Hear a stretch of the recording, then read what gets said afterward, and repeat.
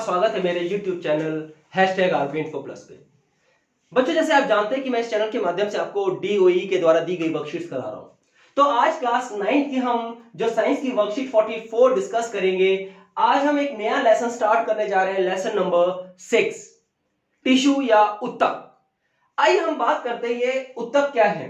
जैसे हम बच्चों जानते हैं कि कई कोशिकाएं आपस में मिलकर उत्तक का निर्माण करती हैं और कई उत्तक आपस में मिलकर एक अंग का निर्माण करते हैं।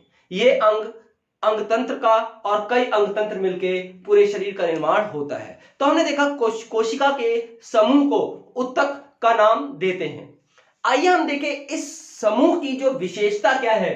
हमने देखा कि उत्तक एक ही प्रकार की संरचना और कार्य करने वाली कोशिका के समूह को उत्तक कहा जाता है। मतलब ऐसी कोशिका का समूह जिनकी संरचना एवं कार्य एक ही हो, उन्हें हम उत्तक का नाम देते हैं। मान लो अगर हम बात करते हैं किसी पाचन तंत्र के उत्तक की, तो पाचन तंत्र में पाए जाने वाले जो उत्तक हैं या जो एक विशेष अंग में जो उत्तक हैं, उनकी संरचना भी एक प्रकार की होगी और उनका कार्य भी एक ही प्रकार का होगा।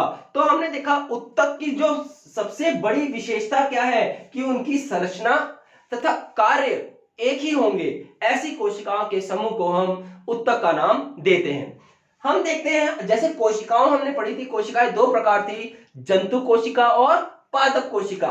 पौधों में पाई जाने वाली कोशिकाएं भिन्न प्रकार की हैं और जीवों में या जंतुओं में पाने जाने वाली कोशिकाएं अलग प्रकार की हैं। तो उत्तक भी हमारे दो प्रकार के हो गए, जंतु उत्तक और पादप उत्तक। जो जंतु उत्तक है, हमने देखा वर्कशीट में, जंतु उत्तकों का अधिकांश भाग जीवित होता है। मतलब जो कोशिकाएं होती हैं वो जीवित कोशिकाओं से निर्मित होता है। इन्हें ऊर्जा की आवश्यकता भी अधिक होती है।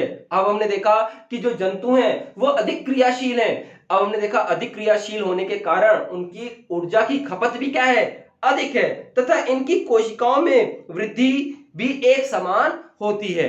हमने देखा लेकिन पौधों में अगर हम बात करते हैं तो पौधों में कुछ भाग तेजी से बढ़ते हैं, कुछ धीरे बढ़ते हैं और कुछ बढ़ते ही नहीं हैं। पौधे स्थिर हो रहते हैं, इसलिए इनके अधिकांश उत्तक सहारा देने वाले होते हैं। मतलब दृढ़ होते हैं, मजबूती प्रदान करने वाले होते हैं। यह उत्तक अधिकतर मृत होते हैं। जितने सहारा देने वाले कोशिकाएं हैं वो मृत उत्तक के बने होते हैं। इसलिए पौधों में वृद्धि भी कुछ ही क्षेत्रों में सीमित होती है। आपने देखा होगा बच्चों कि पौधों का जो ऊपर का प्ररो भाग है, जो ऊपरी भाग है, पौधे का जो वृद्धि है वो सबसे अधिक कहां होती है, पौधों के ऊपरी भाग या प्रोरो भाग में ही होती है। तो उनके उत्तक जो है वो विशेष प्रकार से विकसित होते हैं। उनकी चर्चा हम आगे आने वाली वर्कशीट में करेंगे। इन्हें ऊर्जा की आवश्यकता भी कम होती है। पौधों में कुछ उत्तक जीवन भर विभाजित होते रहते हैं। हमने देखा कि जंतुओं में जो कोशिकाएं हैं या जो उत्तक है वो एक सीमित आयु तक विभाजित हो रही हैं, उनके बाद वो विभाजन करना बंद कर देती है। लेकिन पौधों में वृद्धि क्या होती है, निरंतर होती रहती है। पादप उत्तकों को विभाज्य उत्तक तथा स्थायी उत्तक में वर्गीकृत किया गया। अब हम देखें पादप उत्तक जो है वो विभाज्य उत्तक है और स्थायी उत्तक है। अब हमने देखा विभाज्य उत्तक क्या मतलब, ऐसे उत्तक जिनमें विभाजन की क्षमता, जिनमें मल्टीप्लाई करने की क्षमता, जिनमें ग्रोथ की क्षमता, वृद्धि की क्षमता अधिक होती है, उन्हें हम विभाज्य उत्तक का नाम देते हैं। और ऐसे विभाज्य उत्तक जो अपनी विभाजन करने की क्षमता खो बैठते हैं और वो एक स्थायी रूप ले लेते हैं, हम उनको स्थायी उत्तक का नाम देते हैं। तो हमने देखा पादप में दो प्रकार के उत्तक हो गए, विभाज्य उत्तक और स्थायी उत्तक। स्थायी उत्तक हम बाद में चर्चा करेंगे। आज का जो मुख्य विषय हमारा विभाज्य उत्तक के बारे में है। अब हम देखा पौधे के जो भाग हैं अन्य अन्य भागों में, जैसे हमने देखा शीर्षार्थ उत्तक, शीर्षार्थ मतलब जो शीर्ष पर है, मतलब पौधे का जो शीर्ष भाग है उसमें जो उत्तक उपस्थित है उनको हमने शीर्षार्थ उत्तक का नाम दिया। दूसरा हमने देखा अंतःपृष्ठ उत्तक। हमने देखा कि पौधों के बीच में जो दो किनारी ऐसे निकली होती है। अब हमने देखा जब पौधा होता है तो इनके बीच की दूरी कम होती है, जैसे पौधा बढ़ने लग जाता है इनके बीच में अंतःपृष्ठ जो आपकी स्थान है वो बढ़ने लग जाते हैं। तो वो वृद्धि का कारण क्या है, अंतःपृष्ठ उत्तक है। तीसरा है पार्श्व विभाज्य उत्तक। हमने देखा कि जब पौधा छोटा होता है उसका तना पतला सा होता है, लेकिन जैसे जैसे पौधा बड़ा होता है उसका तना भी मोटा होने लग जाता है। तो जो पौधे के तने की जो मोटाई होती है वो हमने देखा एक अन्य प्रकार के विभाज्य उत्तक के कारण होती है, जिसको हम पार्श्व विभाज्य उत्तक का नाम देते हैं। हमने देखा पौधे के वृद्धि कुछ निश्चित भागों में से ही होती है, ऐसे विभाजित होने वाले उत्तकों के कारण होता है। इस प्रकार के उत्तक को हम विभाज्य उत्तक का नाम देते हैं। ये 3 प्रकार के विभाज्य उत्तक है। शीर्षाश्म, यह पौधे के जड़ तथा तने की वृद्धि वाले भाग में होते हैं। जड़ तथा तने, जड़ भी नीचे भागती जा रही है और तना भी ऊपर भागता जा रहा है। तो जो विभाजन पौधे का सबसे जो ग्रोइंग एरिया है या जो वृद्धि करने वाला जो क्षेत्र है वो जड़ तथा तने का प्ररोह मतलब ऊपरी भाग है। अंतवृक्ष उत्तक यह पत्तियों के आधार या टहनियों के पार्श्व के दोनों ओर उपस्थित होता है। हमने देखा ये टहनियों का क्या है, आपका इंटरनोड है। इंटरनोड को हम कहेंगे, इंटरनोड को हमने टहनियों के पर्व, ये टहनियों के जो पर्व है इनके बीच की जो दूरी है वो हमने देखा अंतवृक्ष उत्तक के कारण हो रहा है।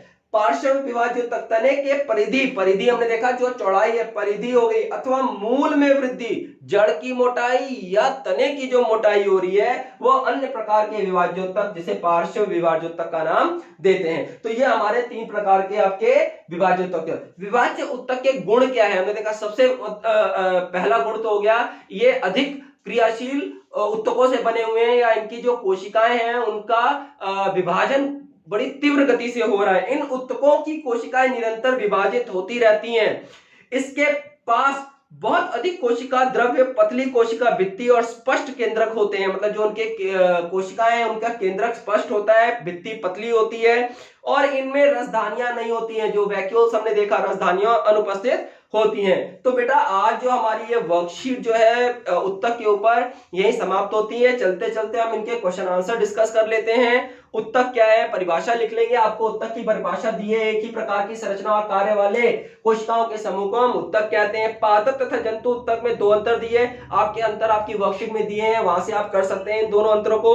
तीसरा विभाज्य उत्तक के प्रकार तथा पौधों में उनके स्थिति दर्शाइए, चित्र बना देंगे, साथ में आपका ये टेबल बना हुआ है, ये टेबल आप दर्शा देंगे।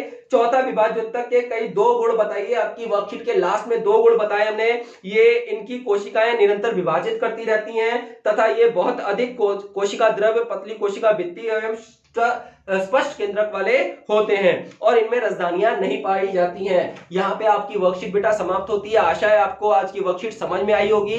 तो बने रहिए मेरे चैनल के साथ, सब्सक्राइब और लाइक करना मत भूलिएगा। तब तक के लिए स्वस्थ रहिए। जय हिंद, जय भारत।